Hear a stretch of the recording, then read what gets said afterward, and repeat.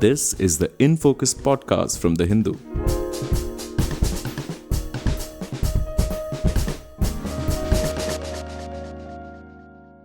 Hello and welcome to another episode of the In Focus podcast. I'm your host, G. Sampath. More than 100 people have been killed and over 20,000 displaced in violence that has erupted in northeast Colombia near its border with Venezuela. The scale and nature of this violence, described by Colombian President Gustavo Petro as war crimes, has prompted the government to declare a quote-unquote a state of internal commotion and a state of economic emergency. Media reports indicate that the violence was due to rivalry between the guerrilla group National Liberation Army or ELN and remnants of the Revolutionary Armed Forces of Colombia known as FARC. And the fight apparently was over control of coca plantations and the drug trade. UN Secretary General Antonio Guterres has called for immediate cessation of acts of violence against the civilian population. But the strife in Colombia is one of the longest civil wars in Latin America. What exactly is behind it that has been keeping it going for so long? What do the various players involved in this conflict really want? And what are the options before President Petro in terms of bringing lasting peace to his country? In this deep dive episode of In Focus, we try and understand the various factors behind the disturbing violence, and we are joined today by Santiago Rodriguez, a journalist with La Silla Vacía, a news website based out of Bogota, Colombia. Santiago, welcome to In Focus. Thank you so much for your time. Hi, Sampath. Thank you for the invitation. Great. So, Santiago, I was wondering, to start with, if you can give us some background and context behind this recent spike, especially this month, in violence in the Catatumbo region in northeast Colombia. I mean, is this related to, or is it an extension of the 60-year-long civil war that Colombia has been witnessing? Involving the government, far-right paramilitary groups, left-wing rebels, crime syndicates, and so on. Is this a part of this long-standing civil strife, or is this something new that we are witnessing? First of all, I want to begin with the context of the region. So, as you say, Catatumbo is in the northeast part of Colombia and has one of the highest coca crops concentrations of the country. So the economy of the region is mainly based of this coca production and drug trafficking. And one of the reasons why is that Catatumbo is in the border with Venezuela. So that gives advantage for the drug trafficking to distribution network? Yeah, that's right. Through the border. One example is Tibú, which is one of the cities or villages affected by the recent violence. This village is in the very border with Venezuela and is today the municipality with most coca crops of Colombia. So this drug trafficking is, of course, sustained by armed groups. It has been like this for many years. The guerrillas like FARC and ELN had control of parts of Catatumbo, and they fought with paramilitary groups in the past for the control of this region. In the memory of many people of Catatumbo remains, for example, the paramilitary incursion in 1999, which was very brutal. And this recent violence remembers this paramilitary incursion in terms of the violence and the kind of brutal aggression against civilians. When you say paramilitary, Santiago, do you mean right-wing or left-wing paramilitary outfits? Right-wing paramilitary. So in the past. Right. Right now, especially after the peace agreement between FARC and the government in 2016, the region order changed. So the ELN, which stands for, as you say, National Liberation Army, begins to settle as the mainly force in the region. But some FARC dissidents emerge and manage to grow and gain power as well. So, despite there is influence in Catatumbo of another groups and criminal organization, the ELN and the FARC dissidents became the main forces, and they pacted like a sort of coexist agreement. So they don't fight each other. And the politic of peace of this government of Gustavo Petro deepened this sort of tense calm in Catatumbo based on this coexist agreement. But the situation changed the previous year in 2024 because the dissidents were spreading very fast, and the situation for the ELN also changed. So they wanted to take control of all of the Colombian border with Venezuela and not share it anymore with the FARC dissidents. So there is, when you ask if there is if this what we are living right now is an extension of 60 years of long civil war, so the answer is yes and no, because if you consider that the ELN is an historic guerrilla, and like I was saying, the elements of the tragedy that is living right now, the people of Catatumbo, the roots of this tragedy is in this 60-year-long civil war conflict.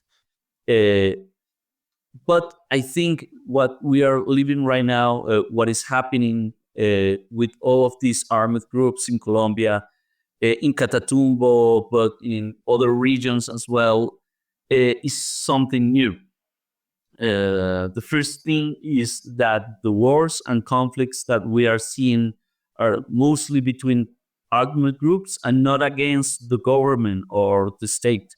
It means today the armed groups in Colombia are not fighting for the central power, for the government, for the whole country. Instead, they are fighting for the local power, where the state is weak and doesn't exist at all. And today we still have groups that try to show themselves as a nation force with national pretensions, but the reality shows that all of them are different from region to region. So the ELN of Chocó, for example, is different for of the ELN of Catatumbo, and they are fighting for this local power, and they are fragmented. Are different fragments or different factions of ELN fighting each other as well?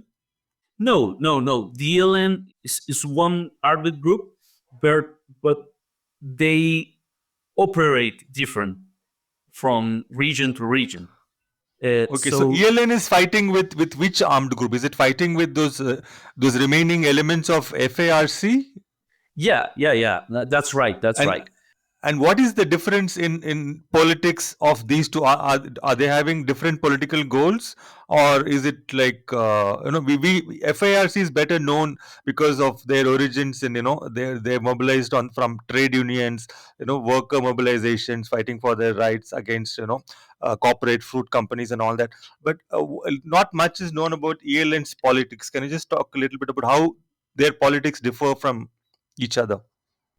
So historically, they are both communist armed groups, so communist guerrillas. They were found in the 60s, and they share many things, but they differ in others. So FARC or FARC, they were more farmer. Okay, okay. And Agricultural workers, agricultural farmers. yeah, Yeah, that's right. okay. So they were based more of this In rural. yeah, rural and agriculture, and the people and this sort of thoughts. And the ELN were more like Urban and factory based? no, they demands more like a whole change of the society. So and the distribution of the power, and a popular government. So It was like a revolutionary movement of sorts.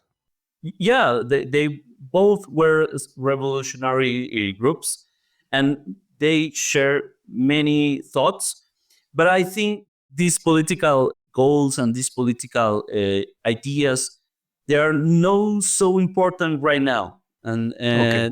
they are not fighting for ideas. They are fighting for power, for local power.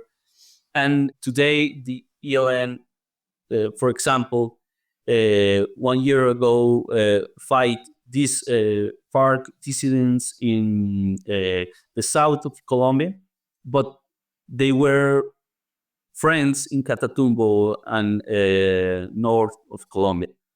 This changed this year, of course, as we are seeing, but this example it tells you that they are not fighting because they share Not because different of ideas. ideological, not because of Yeah, ideological differences. yeah. Or because they want the power for another reasons, or another revolutionary ideas. They are fighting because they want the power in Catatumbo right now, because they want to control the border. They want to control the drug trafficking in this area. So I think that's it's different from the past. In the past, they also fought between groups, but today is mainly war between groups, and the government and the army of Colombia is not the it's not the how can I say this? The army of Colombia and the government of Colombia is not the They don't have the resources to sort of control them. You mean, is that what you're trying to say? no the lead actor of the lead role of this conflict. Okay, okay. So you're saying these armed groups are sort of leading this conflict among themselves, and the government is not the leading force. They are more like a somebody who's trying to come and sort of resolve these conflict. Yeah. The army of Colombia is having right now a really difficult time to gain the offensive and to gain the advantage to be a part of this and to intervene and to prevent these wars between armed groups, because in the past the armed groups fight against the army.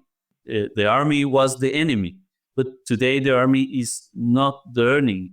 So the enemy is another armed group, and that's is difficult because the Colombian army has to intervene as a sort of three part in this war to protect the civilians, to fight both armed groups at the time, and because it's not only Catatumbo but other regions of Colombia with different armored groups and different war scenarios, that is very challenging for the army, because there are many fronts, and that can be overwhelming, and the army right now doesn't have all their resources to fight all these fronts and to prevent these violence spikes like Catatumbo. Right. So, two questions, Santiago, on the basis of what you've just explained so well. One, like, what percentage of Colombian territory, the national territory, is controlled by these various rebel groups, which is not under the control of the Colombian state? Number one, and number two, where do these various rebel groups or guerrilla or paramilitary forces, where do they get their arms and weaponry from? I mean, in a country like India, for instance, most of the state clearly has monopoly over the use of all means of force, right? Yeah. So where does these Colombian various armed groups get their weapons from, and what percentage of the country do they actually control, which is not under the control of the national army? So the arms that they are getting are clearly illegal.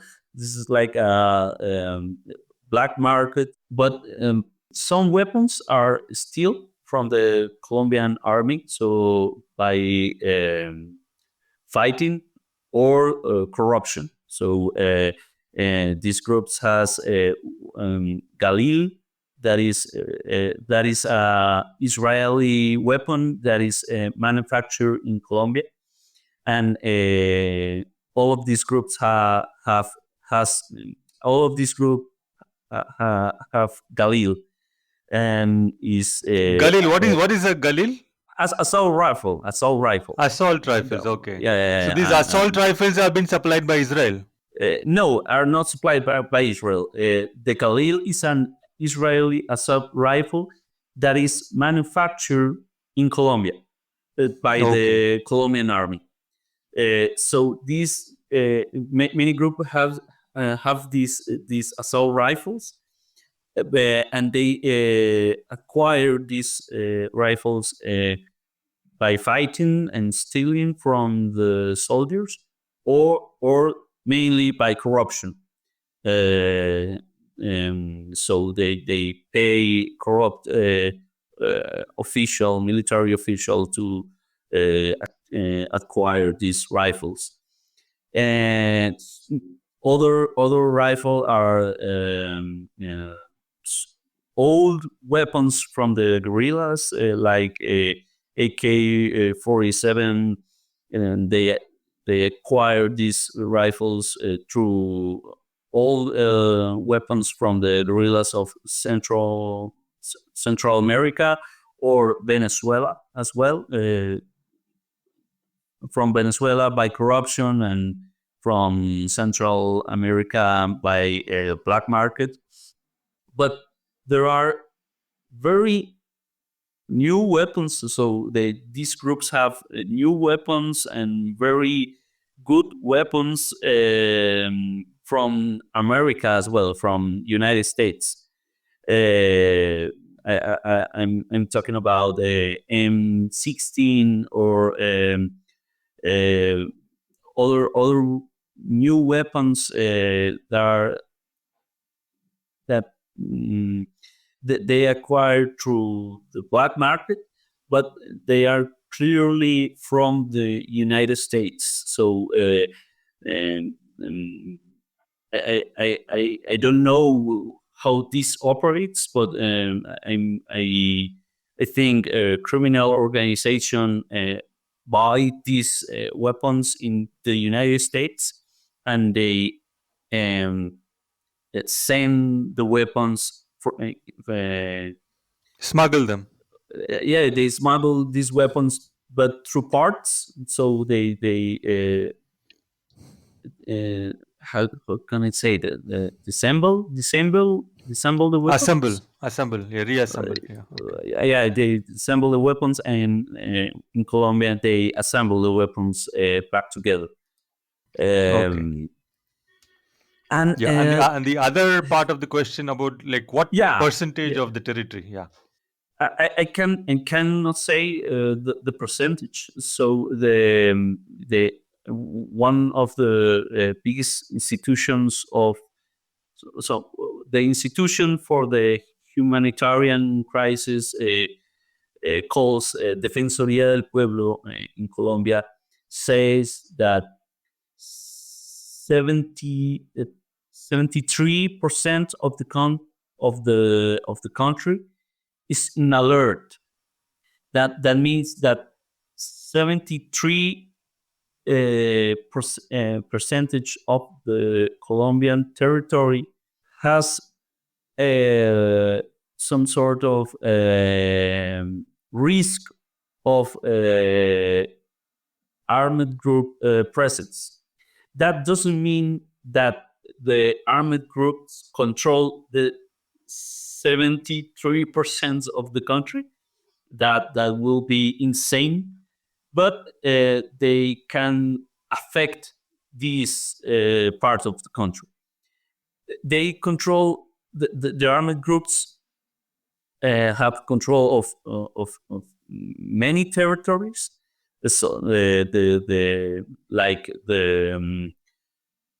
border of Colombia with Venezuela in Catatumbo, or in the Arauca region, and in the south, the border with Ecuador and Peru, in Putumayo and in Nariño, which are other regions, but they control rural regions, so they don't control a whole state or a whole department. They control regions of rural regions of these territories, and they consolidate like illegal routes, legal smuggling routes, and drug trafficking routes, and they secure that through their weapons, of course, but they have the possibility to disrupt in other areas, other zones, other regions that they don't fully control. So that's why it seems like the 73% of the country is in risk, but it's not that the armed groups control 73% of the country. Right. So Santiago, you have explained, like, how many of these groups, they are not fighting for political ideology or for revolution or anything like that anymore, but they are basically fighting for power and control over territories, especially those territories which are important for their drug trade and related routes. Now, how are they as of today? How are these groups different from say a pure drug cartel with no pretensions to anything else? Like someone like Pablo Escobar, whatever he was doing, they also tried to control territory, secure their drug supply routes, secure their plantations where they grow the ingredients for whatever they manufacture and sell and send to the United States and so on. How are these groups, as they are acting today, different from a pure drug mafia? I think this is a good question, because although I think these armed groups are not driven by political ideas, or they are not fighting by political ideas, they have political elements and political aspects of their operations. Yes, they fight for the drug trafficking business, but one is not the only business that they fighting for, and they fight also for power, for local power, for the power of control one area, and to and they Do they also govern? Are there elements of governance when they? yeah. Okay. That's what I want to say. Yeah, they there are regions of Colombia that are governed by these armed groups, and they have norms, and they have control the convenience.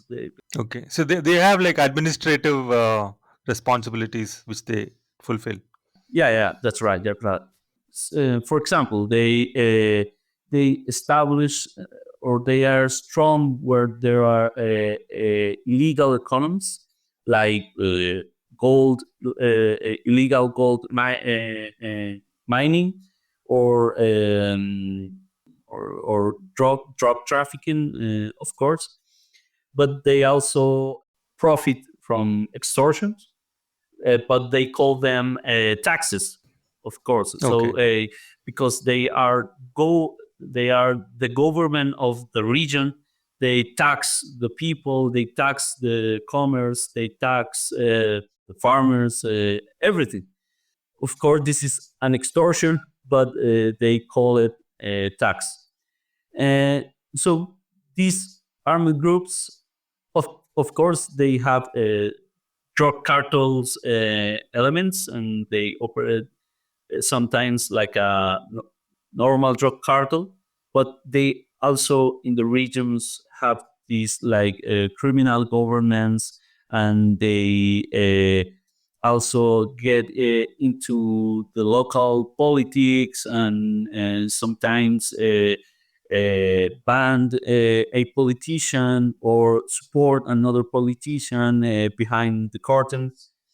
So these organizations are criminal, but these organizations have also political elements, and because of all of our 60 years of civilian war, they have these ideas of the past, and they have I don't know, speech. They have this speech of revolutionary, of fighting for the people, while they also kill the people. So they are very contradictory. How can I say that? Contradictory, you mean? Yeah, Contradictory. they are contradictory, but in this contradiction, they sometimes have uh, political real aspects of this in terms of criminal governance. Right. I really appreciate you sort of explaining the different dimensions of these groups, the political aspect as well as their narcotic aspect, the business aspect, the governance aspect. Thank you so much for that, Santiago. We're running out of time, so one last question before I let Yeah, you of go. course. So I was just wondering. We have spoken about these various aspects of this conflict. So many civilians have been targeted as well in this past month. So what needs to change in order for peace to return to Colombia? I mean, we know this has been like you said, it's also an extension of the 60 years of conflict. But Gustavo Petro, when he came in, there was a lot of hope that he could probably talk to them. I think there were some talks going on as well. So what if you want to make a list of say three or four things that needs to change or that needs to happen for peace to come back, or a sustainable peace, let us say, what would those be in your assessment? Yeah, well, I think what was effective with FARC, FARC, is that they were strategically defeated. So the FARC wanted to gain the power by force, and they were defeated by the army. So they negotiate. What is challenging right now is how to defeat these armed groups when they no longer want to achieve the power by force, but they are fighting with themselves to gain local power. So I think one thing that needs to happen, and I think was not considered uh, deeply by this government, is how to negotiate and how to fight these armed groups when the goals are changed.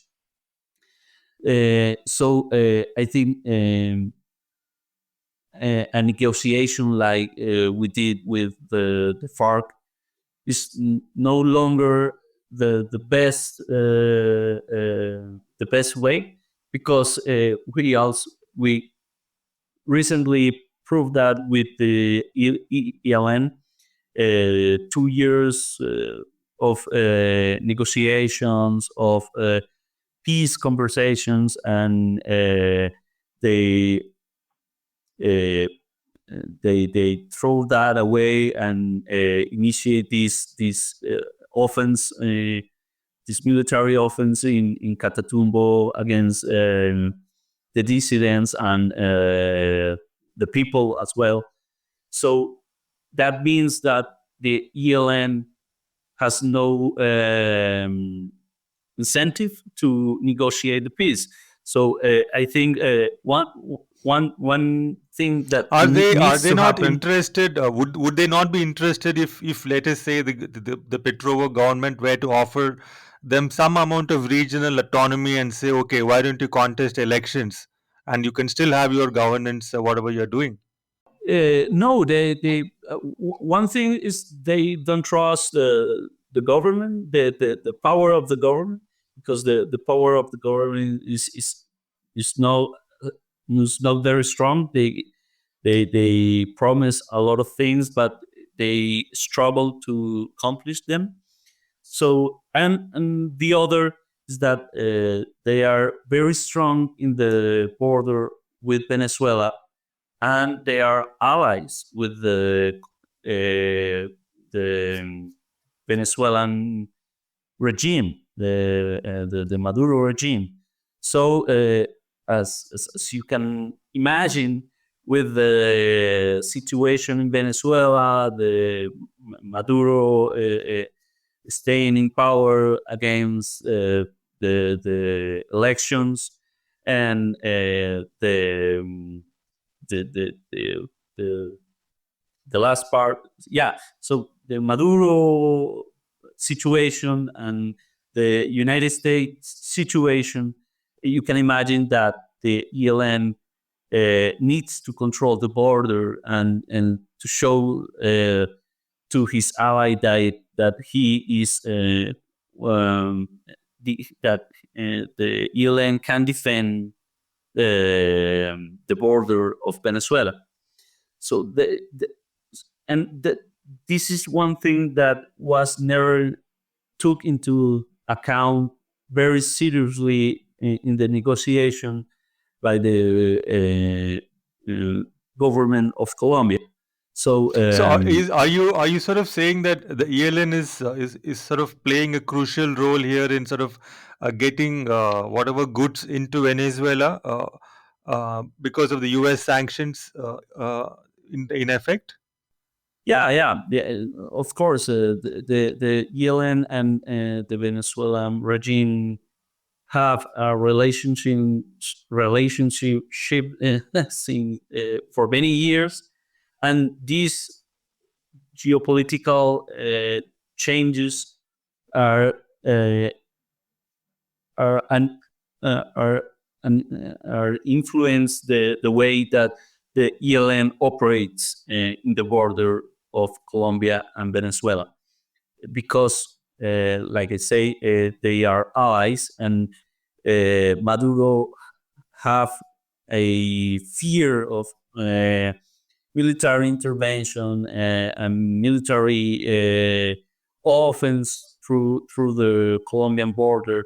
So the ELN moving to control the border in the north, in the east of Colombia, is of course driven by these fears and this geopolitical situation. Right. I mean, that's a very complicated situation indeed, and for any government to be able to hold fruitful negotiations where uh, the government itself is not really trusted by the rebel group, and where the rebel group has the tacit and maybe the overt support of the neighboring country. I mean, it's not going to be an easy task at all. I mean, it's a very fascinating story, but of course, a lot of human tragedy as well. And hopefully, I think we'll come back to it at some time in the future. That's all I have for you in this podcast. Santiago, thank you so much once again for your time and for talking to us and explaining the situation in Colombia to us. Thank you so much. Thank you, Sampath, for the invitation and for the patience for my English. Not at all. Not at all. My pleasure. Thank you. Thank you very much. In Focus will be back soon with analysis of the biggest news issues. In the meantime, you can find our podcast on Spotify, Apple Podcasts, Stitcher, and other platforms. Just search for In Focus by The Hindu. We'll see you soon.